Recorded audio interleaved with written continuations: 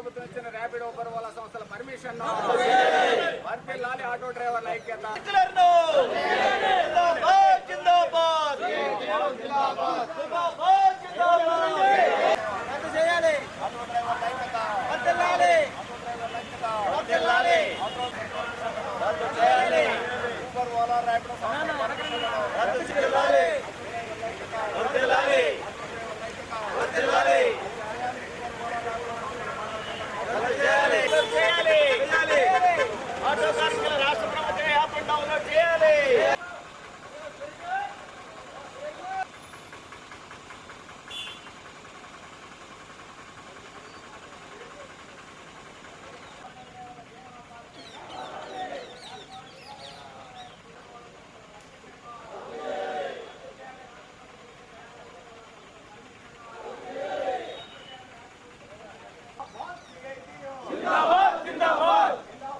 Auto కార్మికుల కష్టాన్ని రక్తాన్ని విదేశీ కంపెనీలకు దాసోహం ఉన్న బీజేపీ తెలుగుదేశం ప్రభుత్వం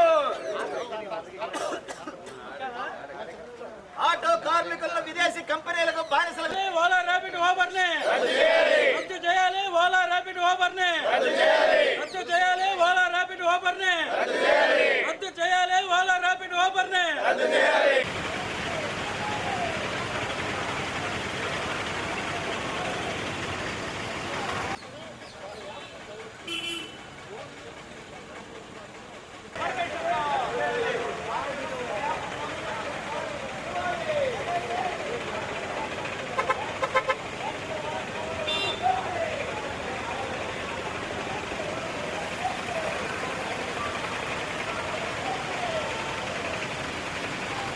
ఓలా ఉబేర్ ర్యాపిడోని అవకాశం కల్పిస్తూ సర్క్యులర్ విడుదల చేయడం జరిగింది.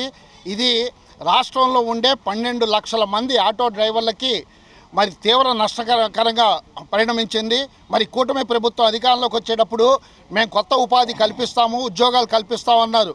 ఈరోజు ఆటో డ్రైవర్లు డిగ్రీ చేసిన వాళ్ళు, పీజీ చేసిన వాళ్ళు అనేక మంది ప్రభుత్వం ఉపాధి కల్పించకపోయినా స్వయం ఉపాధి కిందతో ఆటోలు తోలుకొని జీవనం కొనసాగిస్తున్నారు.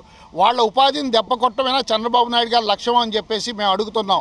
ఇప్పటికైనా సరే కేంద్ర ప్రభుత్వం ఈ చట్టం తీసుకొచ్చిందని చెప్పేసి మినిస్టర్ గారు కానీ క్యాబినెట్ కానీ చెప్తుంది.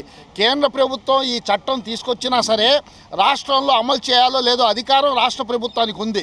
కాబట్టి ఈ అధికారాన్ని ఉపయోగించుకొని రాష్ట్ర ప్రభుత్వం ఓలా ఉబేర్ ర్యాపిడోని అనుమతించకూడదని చెప్పేసి మేము అడుగుతున్నాం.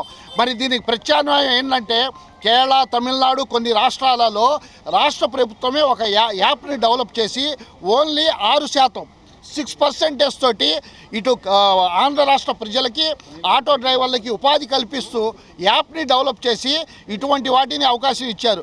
కానీ ఓలా ఉబేరు ర్యాపిడో 25% తీసుకుంటున్నారు. దానివల్ల కస్టమర్కి లాభం లేదు, ఆటో డ్రైవర్కి లాభం లేదు, ఉభయలో నష్టపోతున్నారు. ఇది మొత్తం కార్పొరేట్ శక్తులకి, విదేశీ శక్తులకి దాసోహం ఉండటమే, మన డబ్బుని దోపిడీ చేయటమే. బీజేపీ వాళ్ళు స్వదేశీ అని చెప్తారు. ఇదేనా స్వదేశీ వాళ్ళు చెప్పేది? ఈ కూటమిలో ఉండి మేమే రాష్ట్రాన్ని అభివృద్ధి చేస్తామంటున్నారు. ఇదేనా అభివృద్ధి అని మేము అడుగుతున్నాం.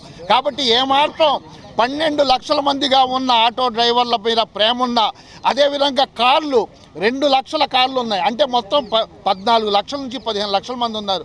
వాళ్ళ మీద ఏమాత్రం ప్రేమ ఉన్నా వెంటనే చంద్రబాబు నాయుడు గారు ఆ సర్క్యులర్ రద్దు చేసి రాష్ట్ర ప్రభుత్వం యాప్ని డెవలప్ చేసి ప్రజల్ని, ఆటో డ్రైవర్లని ఆదుకోవాలని విజ్ఞప్తి చేస్తున్నాం.